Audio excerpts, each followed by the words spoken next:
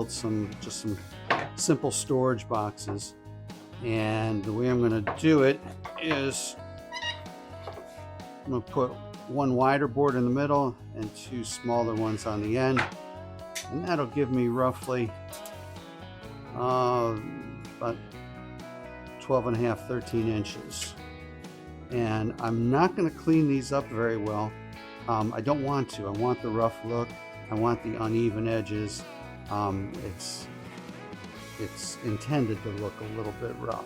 Otherwise, I'd be, planing and sanding all these, which is not what I want to do. It's not the look I'm going for. So that's going to be a side.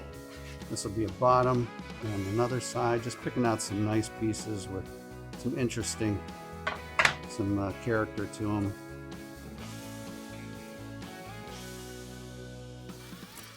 Now I'm just cutting all my pieces to length here, down on my knees.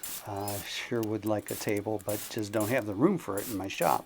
So, not a problem. It's a beautiful day out, a little bit chilly, and it's nice the wind is taking away most of the sawdust.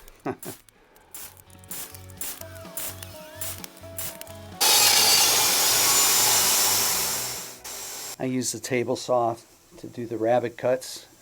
You could use a router or shaper for that if you wanted, but it was just as easy with the table saw, and it's rough, so it doesn't have to be super precise. I love watching all the sawdust fly here. No dust collection needed, just wind.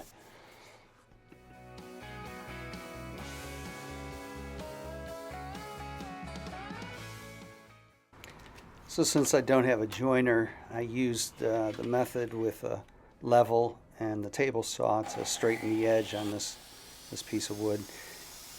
Not so sure I'm a big fan of it. I'm only slicing off a little bit of this, but and I'm standing definitely to the side of it, but my hands are just a little bit too close for comfort for me.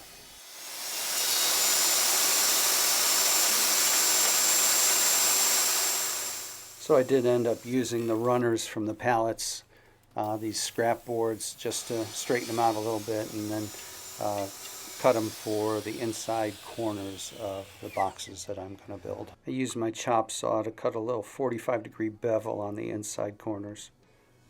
So now I'm going to drill out some little handle holes for the top rail on each of the boxes. So I'll need, for 2 boxes, I'm going to need 4 of them.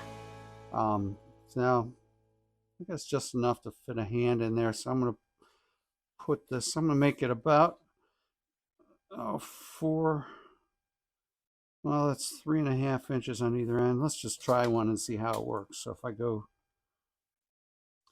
4.5 inches will be the center of my hole. And the depth I've got already set here with this stop for just about center on the existing one. I got to be careful now here. Actually, I'm going to put a stop on this so that I don't drill through into metal.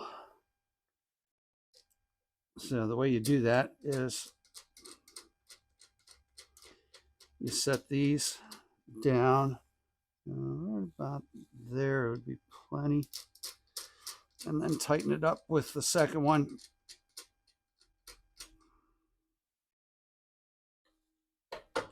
So there's my stop, so that I don't go into the base. Okay, I'm still going to use this so that I go all the way through. Let's see if I get a good scrap board that's good and flat. That seems good enough. Okay, let's go for it. Speed is about right. Sorry about the glare on the video. There's sunlight shining right on the workpiece there, which was great for me while I'm doing my work, but not so great for videoing. These are going to be my handle holes, and I could use a jigsaw and cut these out. I could hand saw. In any case, what I'd like to do is I'm just going to put it in the router here and cut it. Cut some nice straight lines here using my fence here.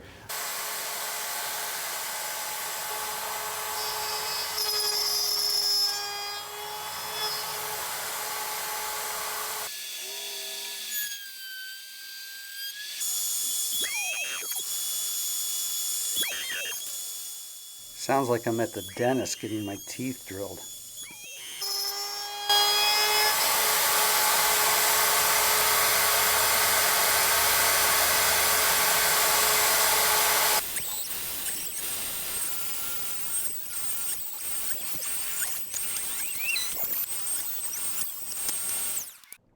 So then I switched my router bit over to a 1/2 inch round over and just took off the corners.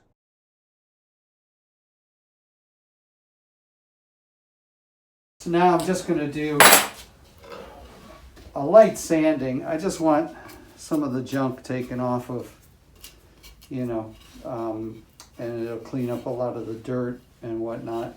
Again, I'm not trying to get a smooth finish. I want a rough look.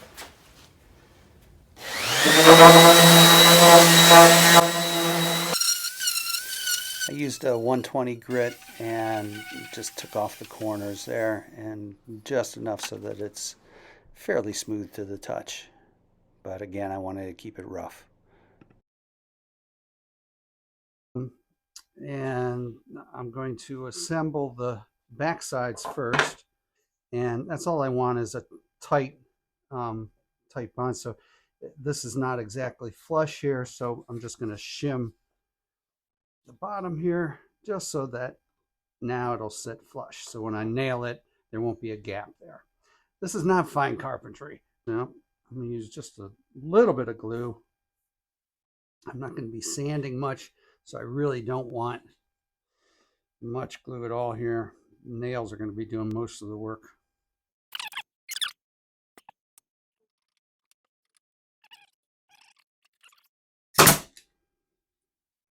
Using 1-inch brads here. If this were production and I was making 20 or 30 of these boxes, I'd make a little jig and so that I could speed up this process.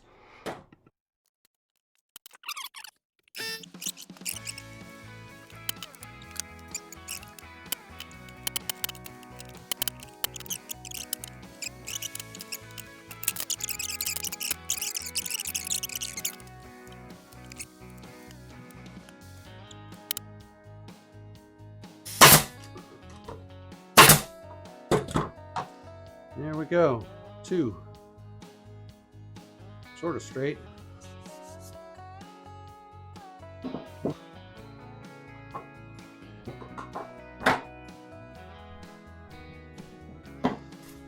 Just a little trick to get it to stand up straight. And then the second one, I'm just going to balance it here.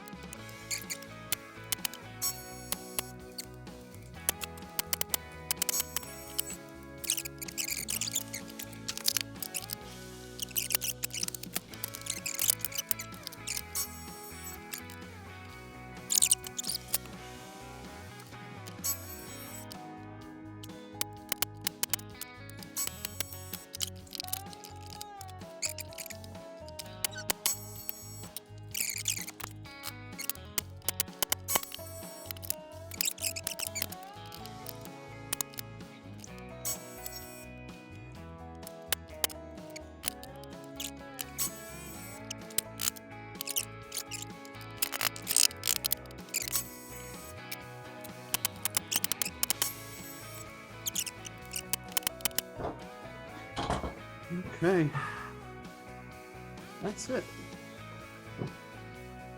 All done. Ooh, pretty darn solid. So, just a couple of mistakes here. I guess it's because I'm just so cold. I missed with the nail there, missed the nail there. So that's all I'm going to do here is just nip these off. But here you go. If this were fine carpentry, that'd be a problem, but it's not, so not worry. I'm happy. Yay. So in the end, I ended up putting a dark stain on both of them. But before that, I took some pictures of it with no stain.